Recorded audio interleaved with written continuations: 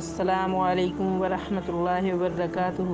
حضرت ابو ہریرہ رضی اللہ عنہ سے روایت ہے کہ رسول اللہ صلی اللہ علیہ وسلم نے مسجد کے قبلے کی سمت میں بلغم دیکھا تو لوگوں کی طرف متوجہ ہوئے اور فرمایا، تم میں سے کسی ایک کو کیا ہو جاتا ہے؟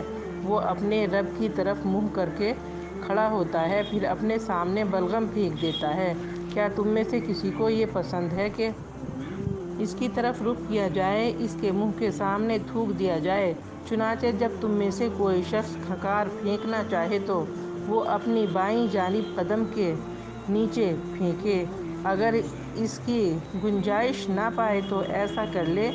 قاسم نے اس کی وضاحت میں اپنے کپڑے میں تھوکا، پھر اس کے ایک حصے کو دوسرے پر رگڑ دیا۔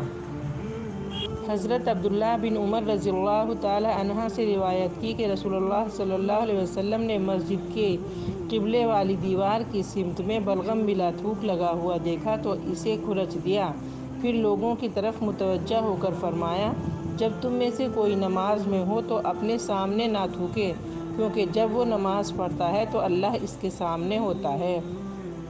اے اللہ، ہمارے دلوں کو اخلاص کے ساتھ دین کی طرف پھیر دے، آمین یا رب العالمین۔